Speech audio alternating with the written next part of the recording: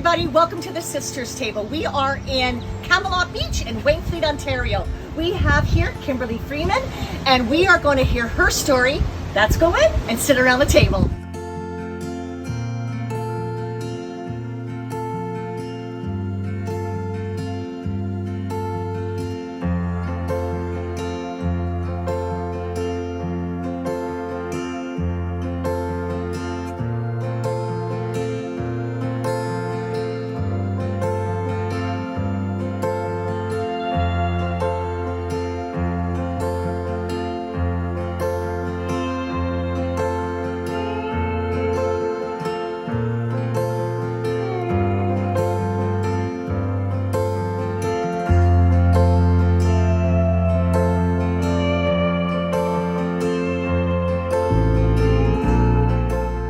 Homemade kimchi, which is very, very spicy. Each batch ferments for 3 days. Okay, when you make it and prepare it, it sits out, it gets funky. Yeah. Okay, sounds delicious, right? Yeah. And then after 3 days, it's pickled and you put it in the fridge. But this batch in particular came out very spicy. That's okay. Kim, can you please introduce your fabulous parents to us? I will. This is Mommy Freeman. Mommy Freeman. AKA Barb Freeman. Barb. And Daddy Freeman. Dave Freeman. Dave Freeman. Okay.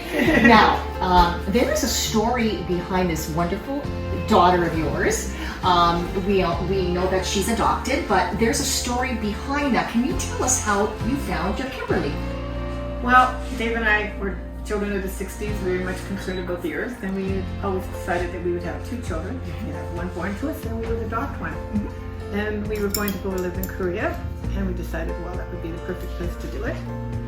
And for some reason, I just had this feeling that Kim was there waiting for us, and we named her Kim before we ever left the country. Oh, I didn't know that. Well, okay. This was meant to happen. Yeah, and the amazing thing was when we went to get our Kim, who we knew was waiting for us, her surname was Kim. What? Wow. Really? Oh my God, I love that. I didn't know that, Kim. Okay, fabulous. Isn't that original? Yeah. Well, it's very kismet. I love it. Love it. So we picked her up on the day. We go through the usual adoption process, the same as in Canada, with the home study and criminal background check and all the family members. And this is through the Canadian Embassy and the Seoul Welfare Agency. And they called us and said, we have a baby and we're just putting her through the health checks. Yes. And so for about a month, Kim was at a foster home. They looked after children in that interim period. And they called us and said, your baby has passed your checks. Can you come to Seoul?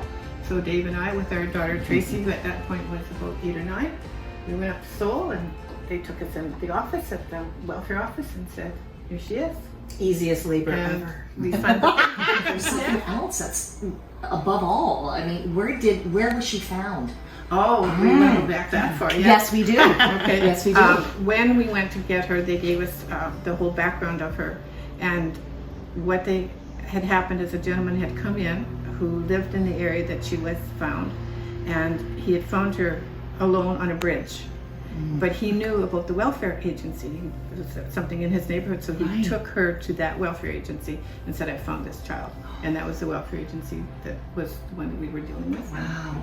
No wonder I'm afraid of heights.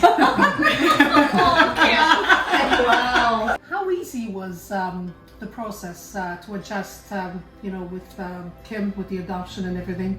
Well, for Dave and Tracy and I, it was fantastic. We waited a long time. At the beginning of the adoption, once we came home for about 4 months, it was tremendous. She was easygoing, and one day, literally, she was a different child. She was angry, she was crying, she would lash out, and I was like shocked. And I talked to our Canadian doctor, who was our friend, and he said, oh, I think she's having traumatic amnesia symptoms, because she went from this totally Korean lifestyle to this totally Canadian lifestyle, and no matter what you've done, she's still going to have this conflict going on. And that lasted for about a month. And one day I took her to the market with me, as I always did. And for the last few weeks, she wouldn't respond. If someone spoke to her in Korean, she wouldn't speak to them, she wouldn't look at them. And this lady was selling carrots, I still remember. And she offered Kim a carrot and said something to her. And Kim responded in Korean. Oh, wow. Perfectly. And we went to the next lady and she was selling something else, and she spoke and Kim responded in Korean. We got to the bus to take us back to our town site, and the bus driver put his arms up to take her, as he usually did, and she had been ignoring him when on the beginning of the trip, she put her arms out, jumped into his arms. He spoke to her in Korean, and she answered back, and that was it. She had this month, maybe 6-week turmoil, and it suddenly. She remembered her Korean background. She remembered her Canadian new life. Right, and she felt it was all resolved comfortable in her enough mind. now. Yeah. She felt And- safe Yeah. and comfortable enough, Exactly. right, And to from then express on- yourself. And, Right. and you're right. It's you have to go through a process. Like I mean, of a period of adjustment. I mean, Right. It's not Well, it's the- cultural shock, Yeah. right? And Kim was an extremely intelligent child. Right. Not to put too fine a point on it, but she has tested an extremely high IQ.